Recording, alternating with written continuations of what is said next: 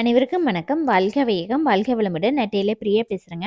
எல்லாரும் நினைப்பாங்க tailoring work அப்படிங்கும்பொழுது பெருசா மதிப்பு கொடுக்க மாட்டாங்க. அது மரியாதையே இல்லாத ஒர்க் அப்படிங்கிற மாதிரி நினைப்பாங்க. அப்படி இல்லைன்னா அவளுக்கு என்ன உட்காந்த இடத்துல தைக்கிறா, ரொம்ப ஈஸியான வேலை தானே அப்படிங்கிற மாரி நினைப்பாங்க. அப்படியெல்லாம் இல்லைங்க. டெய்லரிங் ஒர்க் அப்படிங்கிறதும் ரொம்ப கஷ்டமான ஒர்க் தாங்க. ஏன்னு பார்த்தீங்கன்னா, நான் 3 வருஷமாவே வலது கை ஃபுல்லா எனக்கு வலி இருக்குங்க. வலியோடையே தான் நான் தைச்சுட்ருக்கேன்.